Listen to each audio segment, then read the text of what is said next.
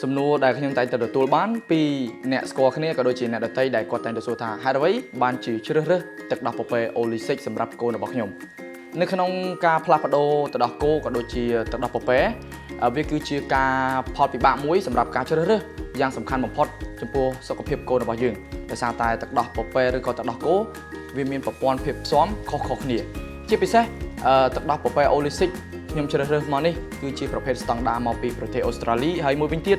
គឺវាមានជាប្រព័ន្ធភាពស៊ាំស្រដៀងទៅនឹងទឹកដោះម៉ាត់ដាយផងដែរដូច្នេះហើយទើបខ្ញុំជ្រើសរើសអូលីសិចដើម្បីឲ្យរបបអាហាររបស់កូនខ្ញុំមានការលូតលាស់ក៏ដូចជាសុខភាពរបស់គាត់រឹងមាំជាងមុនផងដែរអូលីសិចមានជាតិ fiber prebiotic ជួយបង្កើនប្រសិទ្ធភាពរំលាយអាហារនិងថែរក្សាសមតុល្យបាក់តេរីល្អក្នុងពោះកូនក្មេងហើយក្រៅពីនេះទៅទៀតវាក៏ផ្ដល់ជាតិកាល់ស្យូមសារធាតុចិញ្ចឹមនិងវីតាមីនចាំបាច់ដែលជួយលើកស្ទួយការលូតលាស់និងភាពរឹងមាំនៃឆ្អឹងនិងធ្មេញផងដែរ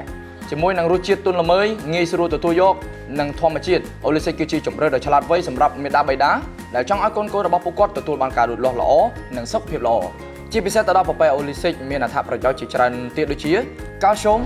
បូកជាមួយនឹងវីតាមីន D ផ្ដល់ឲ្យឆ្អឹងនិងធ្មេញរឹងមាំនិងការលូតលាស់តាមដំណាក់កាលមានជាតិដែកវីតាមីន B12 និង DHA ជួយអភិវឌ្ឍប្រព័ន្ធប្រសាទនិងការយល់ដឹងជាពិសេសគឺទៅដល់ប្រព័ន្ធរំលាយអាហារ Natural Prebiotics និង Probiotics ជួយបង្កើនបាក់តេរីល្អនិងការស្រូបសារជាតិចិញ្ចឹមបានល្អជាងមុនវីតាមីន A វីតាមីន C និងសង្កសីជួយបង្កើនប្រព័ន្ធភាពស៊ាំធម្មជាតិ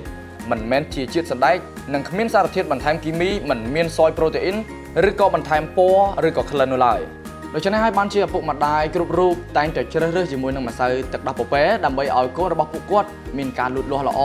ជួយដល់ក្រពះពោះវៀនហើយជាពិសេសទៅទៀតនោះគឺមានសារធាតុចិញ្ចឹមយ៉ាងល្អផងដែរជូនចំពោះកូនរបស់ពួកគាត់ផងដែរ